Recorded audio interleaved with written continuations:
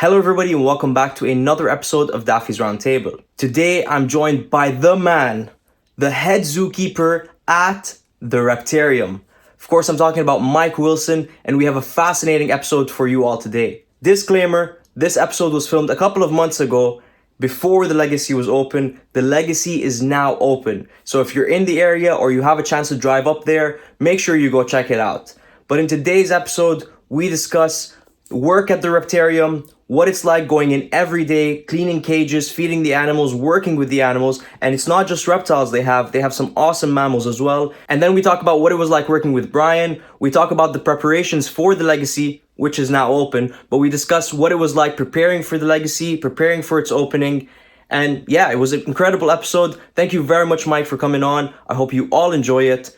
But before we do that, allow me to thank Exoterra for sponsoring this podcast and making this episode possible. Exoterra makes quality products for our pet reptiles to make them feel at home. As I mentioned, the LegaSea is now open, so if you have an opportunity, make sure you go check it out. Without further ado, everybody please help me welcome Mike Wilson. Mike, hello. What's up, dude? How you doing? I'm doing great, man. How are you? Thank you very much for joining me. I'm very excited. Of course, dude. I'm excited to do this. I love doing podcasts on reptiles, dude. It's so much fun. Nothing better than talking about reptiles. Yeah, it's great. It's part of my life, you know? Yeah, it's awesome. And so because it's a big part of your life, why don't we start at the top and tell everybody how you got started with reptiles? Oh, dude, I can't give you a date or anything. It was kind of one of those things that, I talked about 1,000 times. My mom said I watched Steve Irwin on TV when I was like 2 years old. And ever since then, it's like snakes, alligators, crocodilians, like everything about them. I love them so much. And I've just dedicated my life to them ever since. That's awesome. That's awesome. And obviously you have a dream job. You want to let everyone know what you do? Absolutely. So as the head keeper of the Reptarium, I get to play with and work with all of these different amazing animals from all over the world. And not only just the animal side of it, but then we also have like the YouTube side of it too. So I get to meet everybody and have an amazing time, get to travel with the crew and everything, and just get to meet and see all these amazing animals that you don't find in Michigan. There's not a whole lot of reptiles out there. There's, garter snakes and box turtles, but like you can't find a saltwater crocodile in Michigan. That's like impossible. So it's just like, getting to work with the animals is definitely a dream job, like taking care of them. I love that side of it. I love the education side that we do, from the open hours to, the YouTube side. So it's just like everything that you could imagine working with animals and getting to teach people about, that's like always been a dream job of mine. And now I'm doing it for the last, 4 years. So it's pretty fun.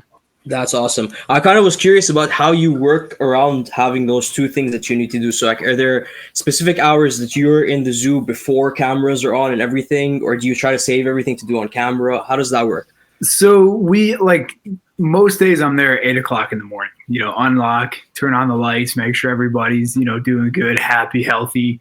And then we just kind of start cleaning. 40 hours a week is nothing but cleaning. So there's, 150 animals on display that we have to make sure that are, healthy, happy, like I said, fed.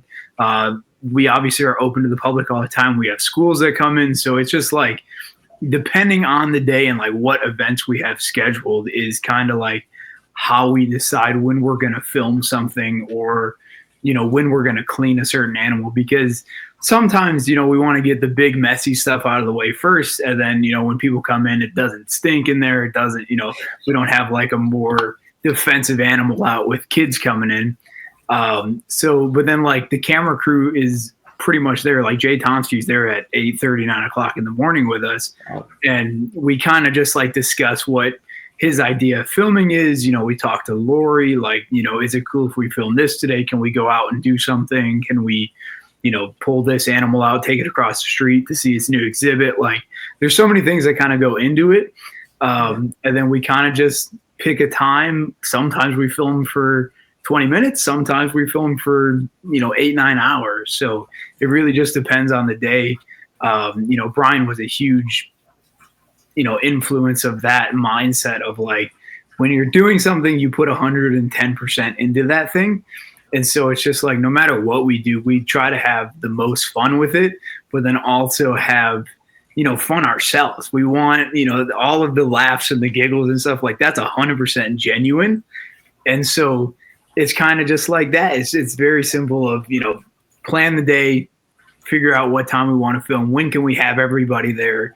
When is there not 100 people in the Reptarium? So it's kind of one of those things that we just kind of sit down, plan it, film it, have a great time doing it. Yeah, and I'm sure there's many, many days that you're there from 8 and you're there for pretty late at night as well. Yeah, I mean, Fridays are typically 13 hours for me, depending, just because we do, from 8 in the morning cleaning to, 9 o'clock at night when we're closing. So it kind of is a long day, but it's one of those days that it just kind of never gets tiring, There's always something to keep you going. Yeah, you're working with all these awesome animals with awesome people. Like, it gives you the energy itself. Exactly. And so on working with awesome people, and you just also mentioned as well, what was the experience of working with Brian on a day-to-day like, and what does Brian Barek mean to you? Oh, dude, Brian means the world to me. I, like I said, many times, I've been watching Brian on YouTube since I was like 8 years old. When he back in the snake bite days, getting bit by all the things, Chewy, all those guys. That was like a huge inspiration to me, because there's not really many like classes and stuff you can take in school for reptiles specifically. And so like going home every day, getting to watch those videos, it just cracked me up. And like the way that he explains things is just like, you can't even wrap your head around it, how much Brian actually knew about reptiles. Like you see the YouTube side of him, and it's just like go, go, go, go, go. Brian was like that off camera too. Like there was never a moment Brian was just sitting down, not doing anything. He was either like making phone calls, sending emails, calling people, reaching out to old friends, filming, running around, feeding animals. Like Brian was that same person on and off the videos. And so getting to work with him is like, it was exactly that. Like it wasn't working for Brian. Like it was working with him every day. He comes in the morning, he's there at the same time we are. He wasn't like, oh, I own the business, I'm not coming in till noon. No, by 9 o'clock, if Brian had an appointment, he was there. And then he was coming in. It's always, good morning, guys. What's up? We're going to do this today. Do you guys want to join? Like, that's who Brian was. And he always wanted everybody to have as much fun, like I said. And that's what we continue to do, is just like every day we think about Brian. What would he think about this video? What would, what would his reaction be? And it's just kind of like trying to persuade us to be like that. And it definitely worked.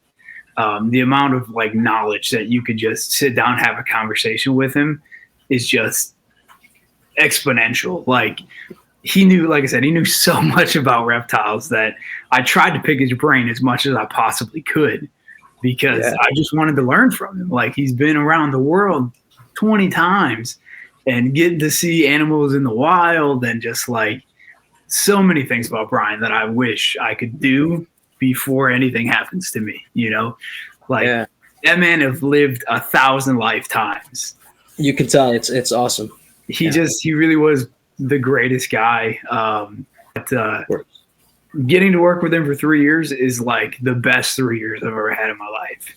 It was super cool. I miss him to death. But yeah, he's just like anything that we did on a daily basis, he was right there. He was asking us questions. He was teaching us things. He's showing us tricks.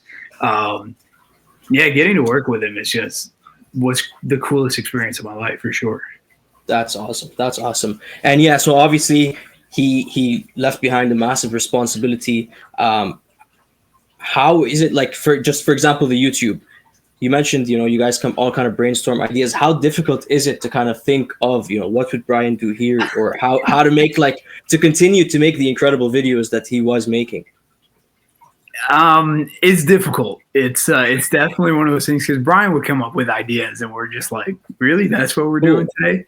And the different like jumpsuits and stuff that we'd be in running around, like that was Brian just buying stuff off Amazon, and we'd be in it the next day, and Jay Tonsky, he definitely was like every single day with Brian. So he really got to know him and like understood the way he thought. And it's just like, it's impossible like I said, to even imagine what was going on in Brian's head, because he had like the ADHD of a squirrel.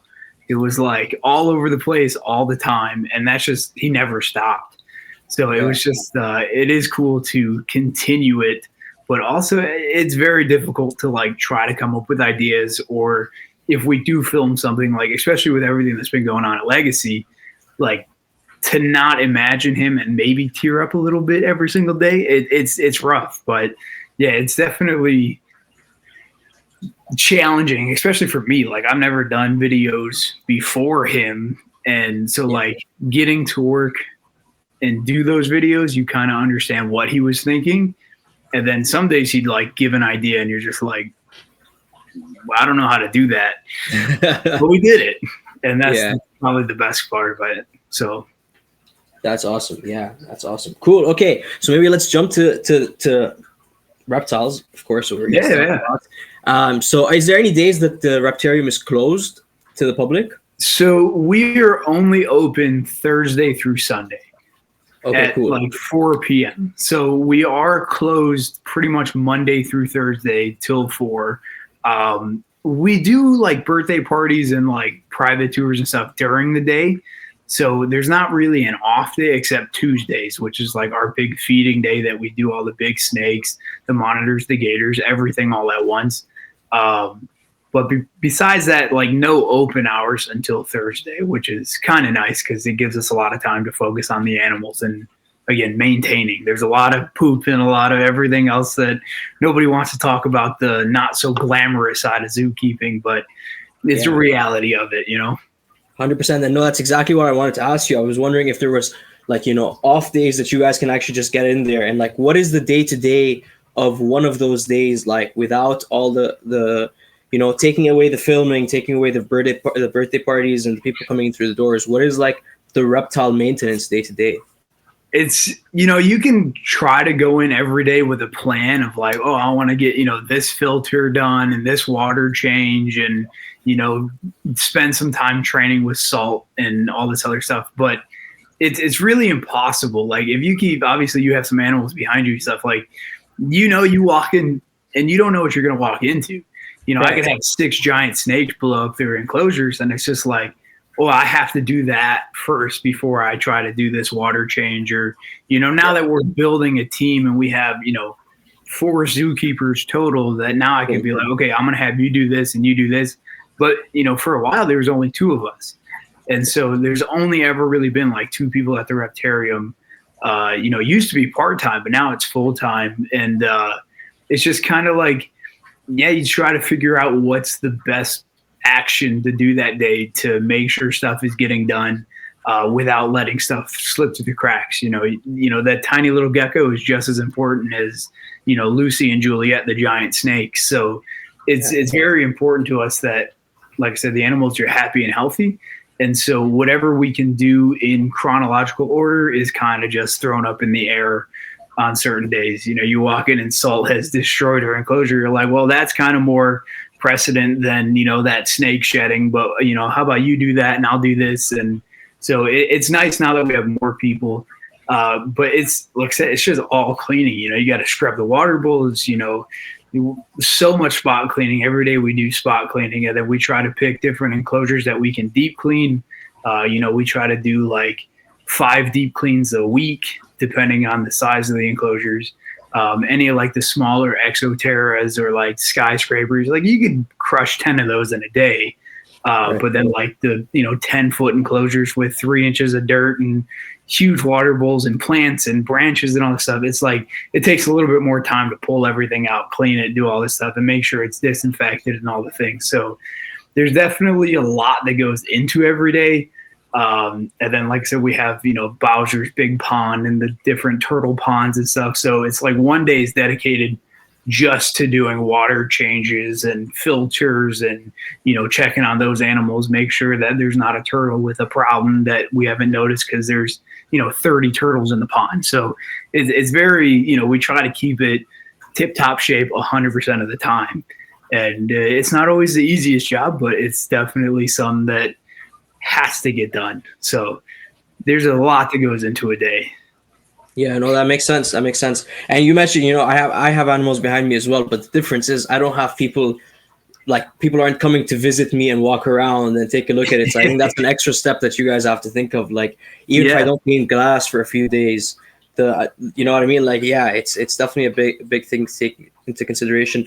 When you guys go into some of the bigger animals, like the giant snakes or some of the gators or whatever, do you have any safety protocols put in place of, like, we need at least two people in here, that Oh, kind of thing? absolutely, absolutely. So our general rule is anything over 5 feet. I know it sounds kind of crazy, but like, a 6 foot boa could mess you up pretty good. So Right. we have to have at least two people at the enclosure. And then if we do something in like Lucy, the 20-foot retic, who's not always the nicest, that's one snake that is like, I need two people at the enclosure and I need at least one person in the building close by. Cool. That way there's safety precautions. I don't have to worry about somebody getting hurt.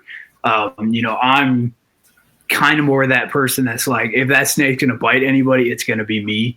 I'd rather it be me than somebody that just Right. started a few weeks ago and now never wants to touch a snake again. So Yeah. it's definitely that kind of thing. And then we have animals like Baby Kush, the croc monitor that we have. There's really only two people that ever handle him. It's like me or maybe Jay Tingle if we're trying to film something with him. But the rest of the crew is not allowed to go in there and like pick him up or get him out. Like they can spot clean by the door, but don't touch anything else. Yeah. So it's definitely one of those things that depending on the animal and how it behaves, butterscotch that flies out and catches the rabbits out of midair and stuff. That's one enclosure we tell everybody that's new, do not even unlock that. Because you don't know what's going to happen. I know how to read the snake and the body language because I've been working with her for 4 years. And that makes a huge difference to when somebody else just pokes their head up and she comes flying. Right. So it's definitely, there's lots of different things and protocols that we have in place to make sure everybody is 100% safe all the time. Yeah. Is there any animals you're scared of? And I'm not scared of, but are there any animals Spiders. specifically that you? Sorry, Spiders. I don't do spiders. spiders. You don't do this. Okay, yeah, that's interesting. Do you have a lot of? Those actually, I'm terrified of. Like I don't. Brian tried to get me over the fear, just like he was scared of them for the longest time. And to this day, I will not go pick up a tarantula. 4 years later, I can look at them now, but I'm not touching it. That's funny. Do you have a lot of them at the Reptarium? We got a handful of tarantulas and stuff. We got a few scorpions, millipedes, cockroaches, stuff like that we can still pull out for kids. But the tarantulas are not my favorite by far. And then like we're working on the tarantula wall right now for LegaSea. That's going to be a lot bigger and a lot more things. So we're awesome. In the process of getting stuff. I'm not quite sure what's going over there. That's kind of Jay's thing with some bug people that he knows. Like we have Nadia from Bugs on Wheels that's also local here in Utica. And she's fantastic. She knows, so much about bugs and stuff that I wouldn't even have guessed was a thing. So, like she comes once in a while and like brings us this like super weird beetle. And I'm like, what is that? Like, that's not supposed to be a thing.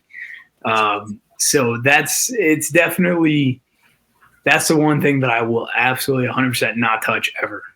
Anything else I'll get hands on with no problem, but bugs, it takes me a minute. You'll get there. I'm sure you'll get there, especially working in that environment.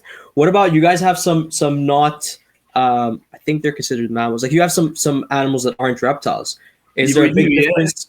Is there a big difference in maintenance with those versus the reptiles? Do they take more work or? Oh, absolutely. Yeah. Mammals are a whole different ball game than reptiles. Reptiles, the big snakes we feed once a week, once every 2 weeks, depending on, what size and stuff. But mammals are like, every single mammal we have eats like twice a day, except the armadillo. He only gets fed in the mornings, but he doesn't need that much food. Versus like the capybara, he eats, 10 pounds of food a day. And that's, if he doesn't get treats and interactions and stuff.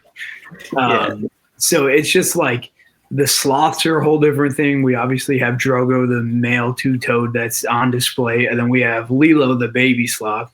I guess she's not really a baby anymore. She just turned 2 in December, but she's one that wants to be held. She loves us so much.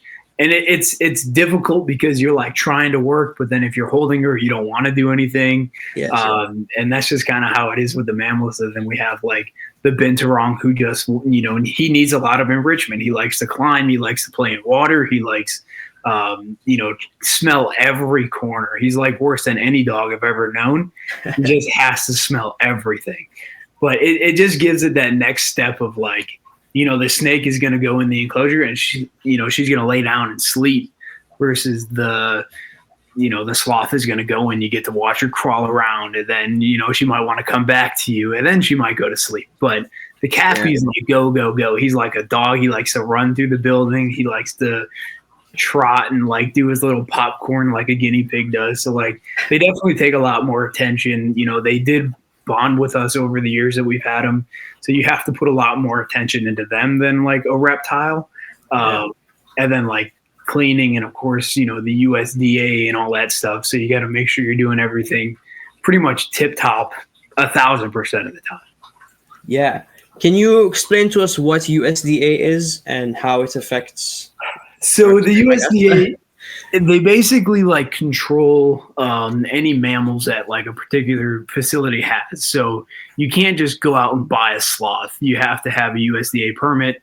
We have a few of them for our animals. Obviously, we have one to own them, but then we have one that we have to have for displaying and, interacting with. So there's a lot of steps and procedures that you have to go through. Their mammals need their own fridge. They have to be cleaned a certain way. They have to, have certain guidelines and spacing, and like the Cappy has to be or have access to a pool all the time. So like there's a lot of different things that go into it.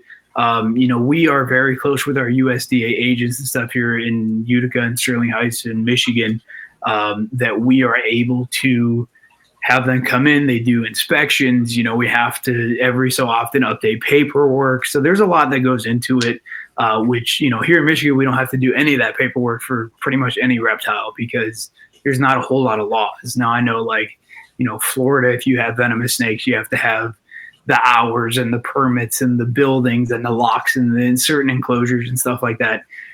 So we're kind of loose up here on the laws, but like USDA, they do not mess around, which I think is fantastic because not everybody should own a sloth or a cat. 100%. Like they're animals that everybody should have and own, just because it's not good for the animals or even for the people. A lot of people can get different things from them or, get bit. And it's just like, if you don't know how to work with the animal, don't get that animal. Just like any reptile, not everybody should have crocodilians or retics or Burmese pythons, but you hear the stories. Oh, my uncle had a Burmese, or, my uncle had a big boa. And it's just like, well, the stories you just told me, he shouldn't have. Yep. That was 100%. Yeah. I think most people should not. And most people, there should be some kind of training. Exactly. Yeah. So that's that's pretty much all they do. Like I said, they just do different inspections and just make sure we're on top of stuff. And I think it's a good kind of safety net for anybody or any facility that has mammals. So yeah, that's cool. Do you guys have venomous snakes in the building? So we don't have any medically significant venomous snakes. Cool. So we have like the hognose snakes and we have the mangrove snakes. But that's pretty much it. We don't have anything, any of the venomous stuff that we film with is typically somebody else that's nearby that is willing to come and let us film with their animals and stuff. So it's nice to have that tight community too. I wish we had venomous snakes, but that was Lori's like absolutely not going to happen. I know that they've talked about it on the videos 1,000 times with Brian playing with the cobra Lori's like, no, absolutely not. Yeah. And I get where she comes from. One, it's a huge liability thing as a business owner. If I got bit, she would feel obligated or, have to pay. And it definitely makes sense, especially the rep, we're all hands on. Like you could come hold the 20-foot snake tomorrow, but, I can't open that snake because it has venom. So it kind of defeats the purpose of the hands-on aspect that we do. And so I get it, but I wish we had a cobra or something because that'd be cool. Yeah, no, it'd be sick. You said someone could come in and like hands on. Is it hard to kind of select animals that you almost trust to put into kids' hands or whatever? I mean, any animal that you have obviously has the potential to do something. Whether it's a 6-inch corn snake or the 20-foot snake. So it is really like Brian put a lot of time and effort into picking the animals that are at the Reptarium right now, whether they're, chicken strip, the albino Nile monitor. I think he's still the only one in the world that we know of, but like he's crazy. So he will never, ever come out for people unless they're like a private tour that, knows the animals or has like Nile monitors and stuff. But like, it's kind of the same thing with the alligators. Like we used to let people hold Salt all the time. And now she's like pushing 55, 60 pounds. So I can't let like the 10-year-old hold her anymore. But, if you guys come in and, you want to hold her, I'm going to pull her out for you still because, we know how to work with that enough. And then we put a lot of time, just like the safety nets for the zookeepers, we put a lot of time and effort into training our animal educators and stuff so they can like look for different things that the animals are doing, make sure you're not only reading the animal's body language, but also the people's body language. Some people don't do the smartest thing with animals and go straight for the face. And instead of like yelling at them or, demeaning them, it's kind of just like, hey, we don't want to do that because, I don't want to be poked in the face. You don't want to be poked in the face. So maybe let's not poke the snake in the face. So we spent a lot of time with that. And yeah, I mean, most of the animals that we have are puppy dogs. If you come in right now on a normal open hour day, 85 to 90% of them are coming out without a doubt. We obviously have the few that, I might still be working with or Kush or, I'm not having somebody that started a week ago pull out Salt. But that kind of stuff is 100% like just working with the animals every day and getting them used to it, but also, maintaining that trust with them so we can kind of have that unlimited time with the animals. Yeah, that's awesome. And you mentioned like, working with them every day. Do you do any specific types of training with the crocodilians or the monitors? It's kind of like, Brian started doing the ball training years ago with most of the monitors. And, now I don't really do the ball training with Kush as much because he just looks past the ball. He's so smart that he's just like, I don't need to pay attention to that blue ball when I know the food cart's right there. Food comes afterwards. Yeah, exactly. So, I mean, and then we have like Hiccup, who is our, snow blind albino Asia white. Like he's as blind as a bat. And so he just knows the smell of food and that's about it. So like with him, I try to do a lot of like, okay, it's feeding time. Now it's handling time.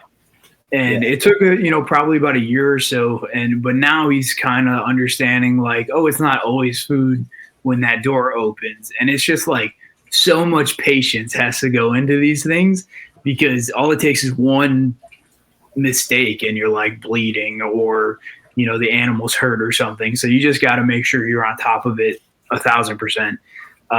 But then like with Salt, it's a lot of like, getting her up on land and getting her to hold still and without biting the ground. Every video that we film with her, she just starts gnawing on the ground because she thinks she felt something. And it's just like, oh, we're still working on training with her, like that's kind of the joke we say, but it is something that I don't know why she does it. That's just who she is and what she loves to do is just start gnawing on things. And it's just like, no, don't do that. Like food's up here. Look up here. So it's like Pepper, I'm still kind of upset about Pepper leaving and stuff, but, she was fantastic with it. She'd come up. She hated being touched. You never touch her. You never try to grab her because she hated that. But, like, she would sit with her mouth open. You just say hold, and then you can throw stuff right in her mouth, and she would just sit there perfectly. And, different monitors, I can get them to stand up. Beetlejuice, we like to have that craziness with certain things.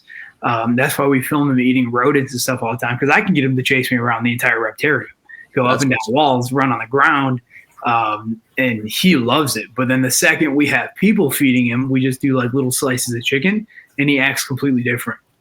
So he's not going to be like, Yeah, he's not going to be jumping out of the enclosure. He's not going to be biting people on the chest. Like, that's obviously, again, the safety thing. But like when there's nobody there, oh, it's rodents game on. Let's have some fun with him. So I just love that kind of enrichment and training for him too, because in the wild, those things are going to be chasing things up trees, birds, eggs, any kind of smaller lizards. And so it's just like any time that we can do that, like naturalistic enrichment, it's fantastic. Yeah, 100%. That's awesome. Cool. And what about, the capybara and some of the mammals you mentioned earlier? Is it the same kind of deal? You mentioned you have to give them a lot of attention. Is it? Yeah, it's just, Amy is one of our managers, and today she was literally just sitting in the Cappy pen with him, and he was laying on her lap. Those two bond is just insane. You get a little bit jealous sometimes, but he still likes me, and I'll take that. At least. It's just like, we joke about it on the videos, but he does like spin really nice for some treats, and he does stand up, and he will sit. And then he will like sometimes do the barking that they do. But like that is just something that we do with him every single day. So that way, it's something that he loves to do. Sometimes he'll come out and just start spinning. Like we don't know why. He just wants, he wants treats, and he's very food motivated. And it is a lot easier with any animal when they're food motivated. But like, we bring him over to the Reptarium all the time because they're still kind of off display. But we bring him over to the rep. We get him to walk around. A few times we filmed me pulling Bowser out of his pond, putting Javi in there, letting him do his little hippo thing. So like, there's so many things that we do with them, from, building him a ladder on the wall, or having him run up the wall, with the bear cat, and, letting him look at the fish in the fish spa just because he likes looking at him. So anything like that we get to do is 100% worth it, and is 100% fun. And they're just cute, man. I mean, mammals are just like, they give you affection back. That's Snake is like, oh, I'm here. You take care of me. Exactly. Yeah. Yeah. It works both ways. You come in, they put a smile on your face, and you give them some food, Yeah. No, 100%. Do you guys, you said off display. Do you guys have a lot of animals off display? Are you still breeding in the back? So we did downsize BHB a lot. Lori really wanted to take a step back, and Brian was kind of there too, of like, let's stop breeding so much and let's focus on, the Reptarium and things. So Lori is still doing some projects. She is doing like her favorite ball python mutations and like different. I think we're breeding colubrids this year. I don't actually know any of this because that's all her. But like, she's got a few things planned. I think she's still planning on doing some like leopard geckos. We're definitely still breeding the new Caledonia geckos. So there's just like, it just went from, 3,000 baby ball pythons a year to like, maybe 100 or 2. So it definitely downsized a lot. We turned a lot of that space into offices. We have a lot of new walls and stuff going up for us to use. Like I said, we're just building and expanding our team to make it the best place possible. So we're kind of taking a step back from all that thing. And it's weird. 4 years ago, that all the aisles were full of snakes, and now there's like mainly empty tubs. And it's just like, it's definitely strange for sure. That's still pretty cool that there's still something happening as well, though. Yeah. And then right now too, we also are working with a lot of the animals that, are not at the Reptarium. So that way, we use them for different educational things, our zoo use and stuff that we do for schools and organizations. But they'll be moving up into the rep when we move animals across the street. So like, it's just trying to get them more and more used to handling and, tolerating people and, depending on which animal it is. But yeah, it's definitely cool to see that kind of part. It's bittersweet. You get to play with a bunch of cool stuff still, but also seeing the basement empty is kind of crazy. Yeah, no, for sure. You said, so you're bringing a lot of animals across the street, you said? Mm-hmm. Yep. Awesome. Okay. So how, all right, I guess we're just going to dive into it at this point. Let's do it. Cool. Okay. So can you give us any updates about the LegaSea, or how's it going over there? So I think everyone is very LegaSea, excited. yes, LegaSea has been a long time coming. There is work going in every single day. Right now, we actually just finished the like freshwater mammal side of the flooring, so that is done. They are going to be working on the Reptarium side of the floor and also the marine side floor very soon. Um, like I said, I did just watch the video today just so I know what I can talk about. But we are actually getting fish soon. Okay, cool. Cool. So there's a lot of stuff that's happening. The Reptarium side is almost done. Like I said, once the floor is finished, we can basically finish any of the small details that we have to put into the enclosures. And then reptiles are pretty much moving over. Yeah, you're gonna start moving them over immediately. I mean, with the way that the fish are coming in, and like we're in the middle of filling tanks right now, so cool. It's like final water, putting all the bacteria, letting them cycle, do all this stuff. So it is getting very, very close, and that's awesome. It's super cool to see, and I'm very biased to the Reptarium. Like I said, I've been there 4 years. This is one of my favorite places on the planet. But LegaSea is going to blow it out of the water. Yeah. So, and once you move everything over, are you just moving the entire Reptarium into the LegaSea then? We're actually keeping the Reptarium as it is. So, like I said, we're going to be moving other animals in and on display. And then we're going to just do like private events and stuff at the Reptarium now. So, we'll still do birthday parties. We'll do organizations and different schools and things. But it will not be open to the public anymore. Cool. Okay. Versus the LegaSea is supposed to be open all the time, pretty much like a normal aquarium hours, basically. Yeah. No, that's very cool. And then, so are you going to be, if you're going to be staying in the Reptarium or kind of bouncing back and forth yourself? Definitely, I'll be bouncing back and forth. We're keeping some of the more defensive animals at the Reptarium, and we're moving, most of the, nicer, more handleable things to the LegaSea just because there's a lot more space there. And there's some things that are just moving because they need bigger enclosures. Like you can't deny that we have a lot of baby berms and different boas and stuff that need a lot of space. And then obviously, salt's going from where Ivy was at the Rep to this big 20-foot enclosure that's got, 1,000 gallons of water. So everything's getting upgraded. Everything has beautiful enclosures. I love the way most of the enclosures are set up at LegaSea already, and they're not even done yet. So it's just like, it's super cool. But like I said, the private tours and stuff, we still want people to be able to experience the Reptarium as it is.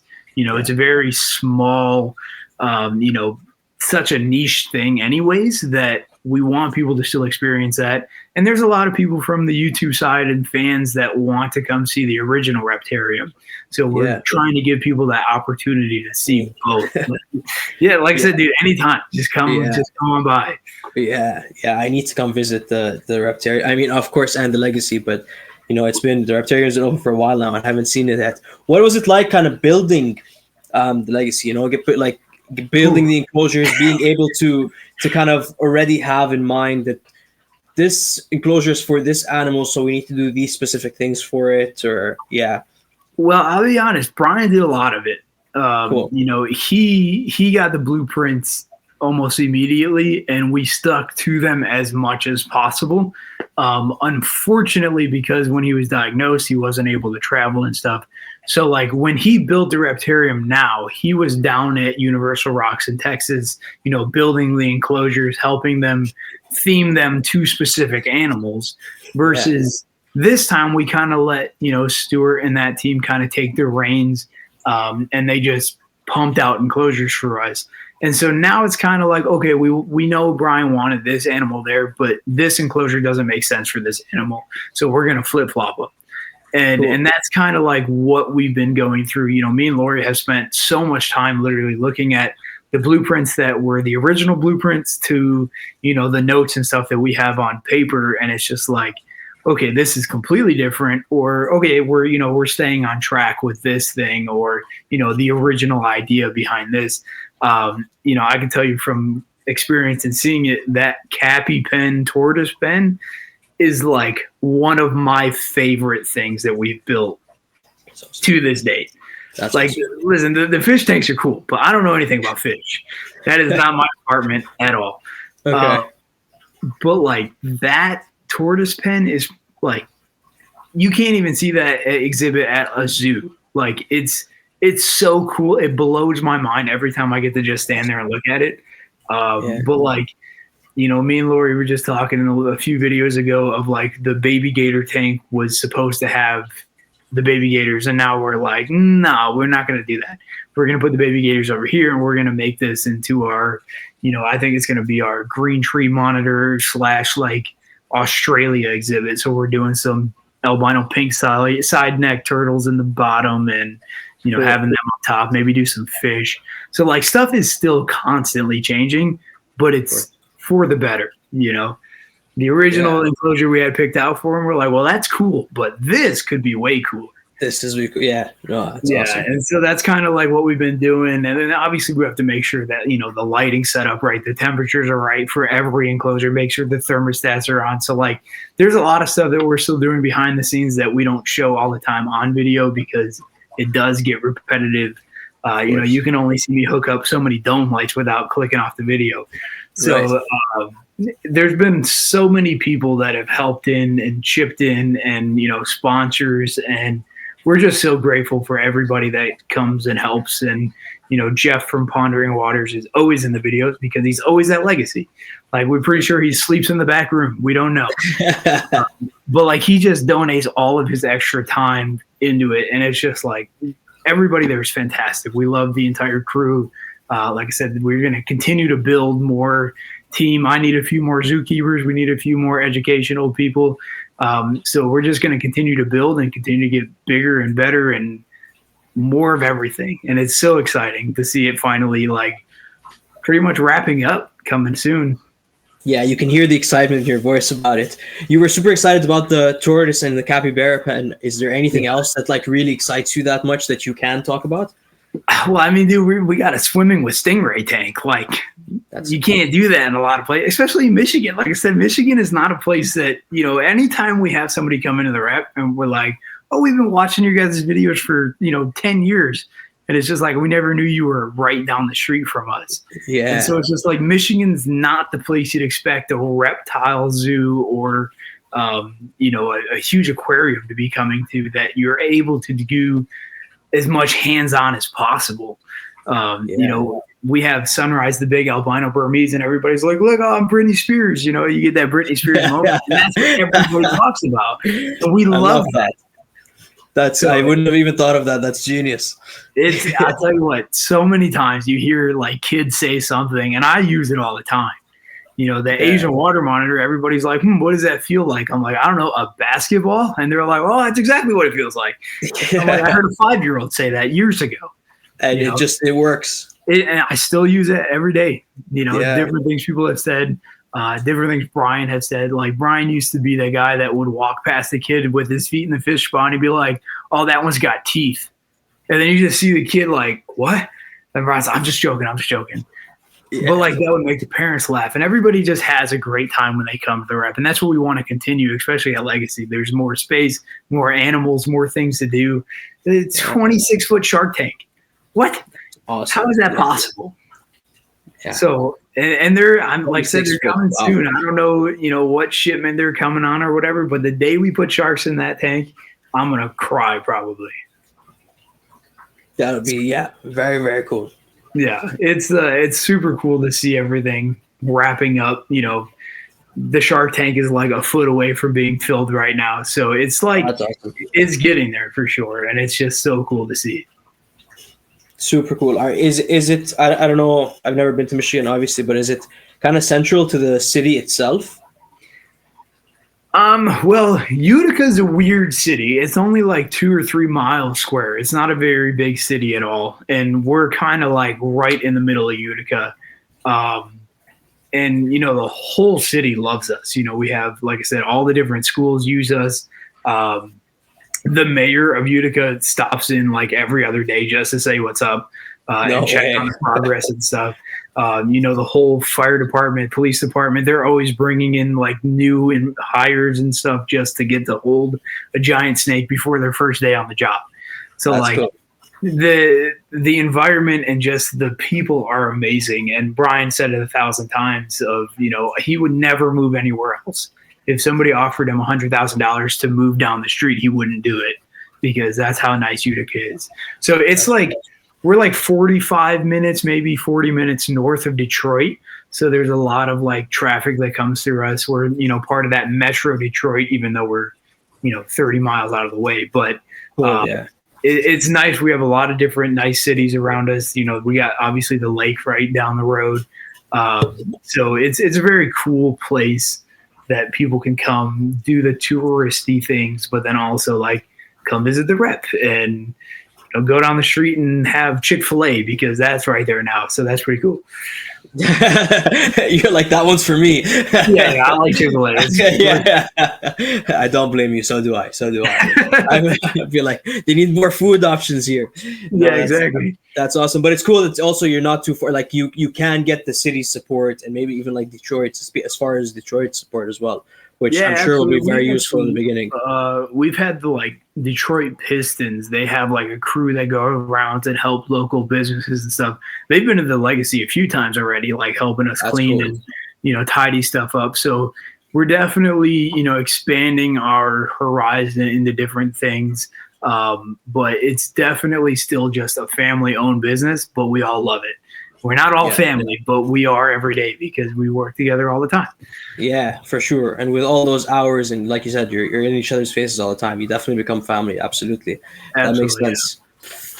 Final kind of thoughts.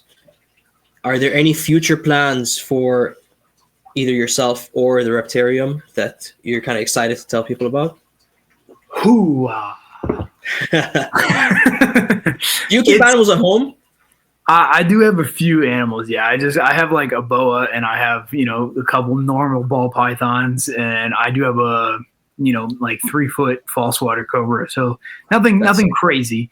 But it is, I would personally love to have way more animals in the future.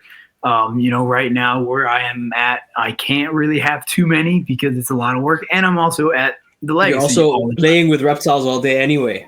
Exactly. So I don't really need a big anaconda, but in the future, so I probably will never get anaconda. I love it. It's a love-hate relationship for sure. Yeah. But it's kind of one of those things that, the future of the LegaSea is going to be based on what happens in the next year or so. So I don't know what Lori has going on in her mind or what she wants to continue to do with it, but I'm very excited to, get new employees and have staff that is like hopefully as passionate about what they do as I am and our other keepers and stuff, just so that way everybody can continue to have a good time. I cannot wait for AnimalCon to happen at LegaSea because, like I said, you get to have all these people from all over the world come and get to see it. I don't know what the future plans are for myself. I don't see myself going anywhere in the near future. I love the Reptarium. It is kind of a joke, but I actually got, the LegaSea tattoo for Brian before he passed. So awesome. Everybody jokes that I'm branded to the LegaSea. Yes, you have to stay now. It's one of those places that I am never mad when I have to wake up and go to work. And I'm not a morning person. But when I go into work, that is my favorite thing to do. Play with the animals, learn about them. I learn something new every single day, and I want to continue to grow. And, maybe one day I'll get to the point where I just want to go travel, and maybe I'll get to do that with the videos, and, we'll see what happens. But there's definitely a lot of places I want to go. I want to go travel, see the animals, get to do kind of what Brian did, and just everybody else that gets to go play with snakes and things from all over the planet. It's just the coolest thing in the world. 100%. So that's my goal. Travel, play with animals, meet more people, hang out with some cool people. And that's pretty much all I got. I love it. I love it, man. That's the dream for real. I mean, you're already working a dream job, but everything you just mentioned is also a dream. Awesome. Mike, thank you very, very, very, very much for coming on, man. It was an honor to have you on. And hopefully we can get a chance to do this again. And hopefully I will see you very soon in either the Reptarium or at Animal Con. But yeah, can you let everyone know where they can find you? Other than on, well, obviously the main channel, but where else can people find you? Or yeah, yeah. So I mean, I'm mainly just on Instagram. It's just Misty Mike 77. It was kind of a funny name that we started a few years ago, and I stuck with it. Awesome. You know, my main Facebook profile I really just kind of use for family, kind of keep them in the loop. But yeah, definitely follow me on Insta. You know, continue watching the channel. We love making the videos. We hope to make them better in the future. More content, obviously, with LegaSea coming up. There's so much that's happening that we can't always talk about, even though I want to tell you everything, but I can't. So just, yeah, keep your eye on that. Keep, you know, Brian's Instagram, AnimalCon Instagram, everybody at the shop, give them a follow. It's just a great time. We're a big family. We love everybody. Thank you again for having me on. This is so much fun. Anytime we get to talk about reptiles, I just geek out, you know? Of course, man. No, it's a pleasure's all mine. Thank you very much for coming on, for real. Of course. Thank you. Anytime. And you got to come down. You got to play with some animals, you know? I definitely will. Yeah, I'm going to make it happen in the near future for sure. Bring your bathing suit. You know, that's all I'm saying. Enough said. That's awesome. Cool. Mike, once again, thank you very much. We will see you very soon. And everyone else, thank you very much for listening. We'll see you on the next one. Take care, guys.